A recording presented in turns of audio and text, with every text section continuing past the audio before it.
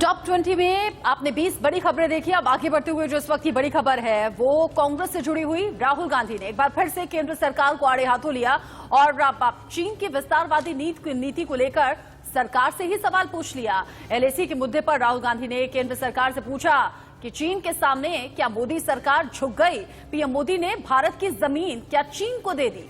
बिल्कुल, राहुल गांधी ने कहा कि देप्सांग में चीन अंदर आ गया है, हम पीछे क्यों हटे। साथ ही उन्होंने ये भी कहा कि पहले भारत के सैनिक फिंगर 3 में तैनात थे, फिंगर 4 में तैनात थे, लेकिन अब फिंगर 3 पर क्यों लौटे। साथ ही चीन के कब्जे पर जवाब दी सरकार राहुल गांधी की ओर से कहा गया और उन्होंने बोला कि पीएम ने चीन के सामने सिर झुकाया। आखिर डील क्या हुई है, इस पर सरकार को जवाब देना होगा। और उन्होंने ये भी कहा कि कैलाश रेंज से पीछे आखिर सेना क्यों हटी है। इन तमाम सवालों को उठाते हुए राहुल गांधी ने कहा कि सरकार को इस पर जवाब देनी चाहिए। रक्षा मंत्री कहते हैं ये बड़ी कामयाबी है भारत की, लेकिन मैं इसे असफलता के तौर पर देखता हूं। नरेंद्र मोदी चाइना के सामने खड़ा नहीं हो पाया। हमारी आर्मी खड़ी है, वो तैयार है खड़े होने के लिए। एयरफोर्स तैयार है, नेवी तैयार है, मगर प्रधानमंत्री तैयार नहीं है कि प्रधानमंत्री जी चाइना के सामने झुक गए। वो सफलता है चाइना की, हिंदुस्तान की नहीं। बट वो हमारे घर के अंदर आए हैं। पूरी दुनिया कह रही है कि चाइना हमारे घर के अंदर आए हैं और हमने उनको अपना घर दे दिया। मेन चीज देखिए, पेट्रोलिंग की बात नहीं है। मेन चीज है कि हमारी जो भारत माता है वो फिंगर 4 तक थी। अब भारत माता का एक टुकड़ा चाइना के पास है और नरेंद्र मोदी ने भारत माता का टुकड़ा चाइना को पकड़ा दिया है। जहां चाइना अंदर आया है उसके बारे में एक शब्द नहीं बोला डिफेंस मिनिस्टर ने। वहां बैठे हुए हैं। गोगरा और हॉट स्प्रिंग्स के बारे में एक शब्द नहीं बोला, वहां बैठे हुए हैं। सच्चाई यह है कि हमारी जो पवित्र जमीन है नरेंद्र मोदी ने चाइना को दी। यह सवाल है इसका। और ये पहली बार नहीं है जब कांग्रेस की तरफ से या फिर राहुल गांधी की तरफ से एलएसी के गतिरोध को लेकर सवाल केंद्र सरकार से पूछा गया हो। ज्यादा अपडेट के साथ संवाददाता रजत राकेश टंडन हमारे साथ जुड़ गए हैं। रजत, राहुल गांधी ने एक बार फिर से सवाल केंद्र सरकार से पूछ लिया, वो भी तब जब कल ही रक्षा मंत्री राजनाथ सिंह की तरफ से एलएसी को लेकर मौजूदा स्थिति से जानकारी से अवगत करवाया गया है।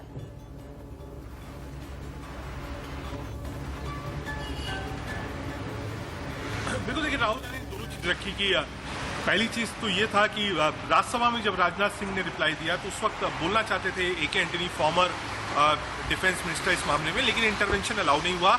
और लोकसभा में भी राहुल गांधी ने कहा कि मैं बोलना चाहते थे, कांग्रेस पार्टी बोलना चाहती थी, लेकिन हमको अलाउ नहीं किया गया, इसीलिए प्रेस कॉन्फ्रेंस आज कर रहे हैं। बहुत सीधे सीधे उन्होंने निशाना साधा है प्रधानमंत्री मोदी पर और डिफेंस मिनिस्टर राजनाथ सिंह पर, और साफ तौर पर यह कहा है कि जो पोजीशन और जो स्टेटस अप्रैल 2020 का था वो आज है या नहीं, ये प्रधानमंत्री और राजनाथ सिंह जी बताएं।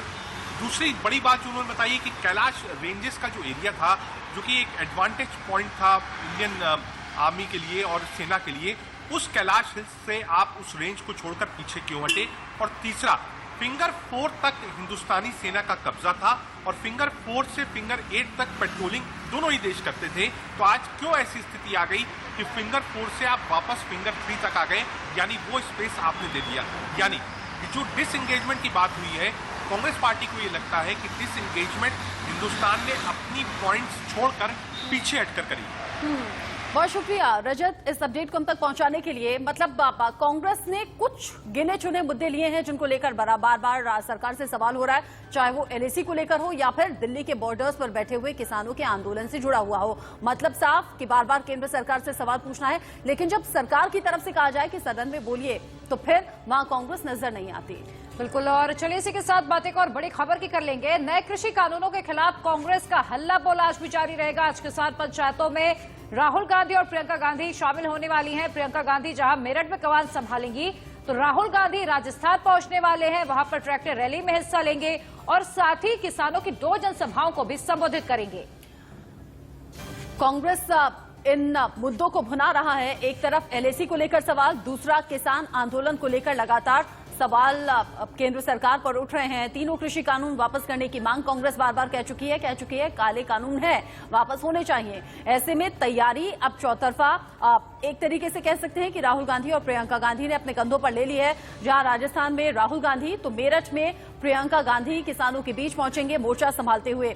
और जो अगली बड़ी खबर है वो ये कि आज उत्तर प्रदेश के मुरादाबाद में किसानों की पंचायत होनी है, जिसमें आगे की रणनीति को लेकर फैसला होगा। और दोनों महापंचायतों में राकेश टिकैत शामिल होंगे। जाहिर तौर पर किसान नेता की भूमिका में आगे की रणनीति यही तय की जाएगी। बिल्कुल, और कृषि कानूनों को लेकर सरकार के खिलाफ मोर्चा खोलेंगे और किसानों के मुद्दे पर एकजुट हो विपक्ष। राकेश टिकैत की लगातार यही कोशिश है और हमने देखा है गाजीपुर बॉर्डर से लेकर अलग अलग जगहों तक राकेश टिकैत को लगातार सियासी समर्थन भी मिलता हुआ दिखाई दे रहा है। वहीं थोड़ी देर पहले राकेश टिकैत से हमारे सहयोगी जतिन गोस्वामी ने भी खास बातचीत की है, पहले वो सुनिए। हमारे साथ राकेश टिकैत जी मौजूद हैं। सर, आज की रणनीति जानना चाहेंगे। आज आप कहाँ जा रहे हैं, क्या चल? हम वहाँ पे जाएंगे हरियाणा में, एक मीटिंग है बादरगढ़। मीटिंग में क्या होने वाला, थोड़ा आज की रणनीति जानना चाहेंगे। नहीं, मीटिंग में तो यही होता है ना कि आंदोलन कैसे चलेगा आगे, कैसे बढ़ेगा, वो होता है मीटिंग में। आपकी संपत्ति को लेकर कहा गया कि 80 करोड़ की संपत्ति है, कई पेट्रोल पंप है, क्या आपका जवाब है? संपत्ति कम आग रहे, बहुत है संपत्ति, तो ये सब किसानों की हमारी संपत्ति है, इसकी जांच करवाओ सबकी, किस पे कितनी, सब हमारी है। आपको क्या लगता है इस तरह की बातें होना, इसके पीछे क्या हो सकता है, क्यों ऐसी बातें हो रही हैं? इन्हें पहले एक बार जो चैनल चलाएगा और जो करेगा, फिर इनको सबको कोर्ट में लेकर जाऊंगा, कहाँ संपत्ति है वो दो, यानी नोटिस की तैयारी हो रही है, सब करूंगा। अच्छा, ये बताइए, जो 18 फरवरी को लेकर और जो यूपी में तमाम जगहों पर रेल रोको की बात कही गई है, वो क्या वो सब जगह होगा, सब जगह होगा। अच्छा, यूपी उत्तराखंड में भी होगा वो? अरे सब जगह होगा, पूरे देश में महाराज, तुम उड़ जाओ ना केस को। बस ये बता दीजिए आखिरी की अभी बात कहाँ पर पहुंची है, कहीं पहुंची है? हमारी कोई बात सरकार से नहीं है, तारीख कोई निकली है अभी नहीं कोई। और प्रधानमंत्री जिस तरह से जो आंदोलन जीवी और इस तरह के शब्दों के लगातार उच्चारण आ रहे हैं, क्या कहेंगे? नहीं कहना चाहिए उनको, नहीं कहना चाहिए। ये आंदोलन करने वालों का अपमान है। जो देश में शहीद हुए थे, जो देश को आजादी दिलवाने लोग थे, उनका भी अपमान है। तो राकेश टिकैत जी को आप यहाँ पर सुन रहे थे, वो क्या कह रहे थे पूरे मामले पर? राकेश टिकैत लगातार महापंचायतों का हिस्सा बन रहे हैं, उन्हें लीड कर रहे हैं और किसानों को बता रहे हैं कि आंदोलन अभी लंबा चलेगा। फिलहाल फ्रंट फुट पर हैं, सरकार कानून वापसी को तैयार नहीं है, लेकिन राकेश टिकैत भी अड़ गए हैं। बिल्कुल, और उन्होंने कहा कि कृषि कानूनों की वापसी तक ये आंदोलन ऐसे ही जारी रहने वाला है और हल वाला किसान अब हाथ नहीं जोड़ेगा। यानी सीधी चुनौती सरकार को दी गई है, या तो तीनों कृषि कानून की वापसी हो, नहीं तो फिर किसान आंदोलन ऐसे ही जारी रहेगा। भाई 2 अक्टूबर का मतलब ये है कि अब इसका प्लान दिया है सबने,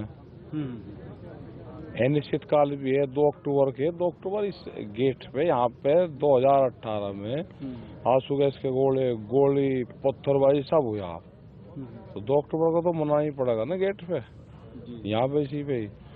और ये तो चलेगा तो जब तक है, उसमें क्या कोई दिक्कत है? जो भूख लगेगी, भूख के आधार पर कीमतें तय होंगी, जितना और हमने कह दिया हल जोतने वाला हाथ नहीं जोड़ेगा, हक से लेगा। सही बात, बिल्कुल। हल जोतने वाला हाथ नहीं जोड़ेगा। इस एक ही लाइन में बहुत बड़ा संदेश सरकार के लिए है कि हल चलाने वाला किसान अब हाथ नहीं जोड़ेगा। मतलब अब लड़ाई आर पार की होगी, आंदोलन लंबा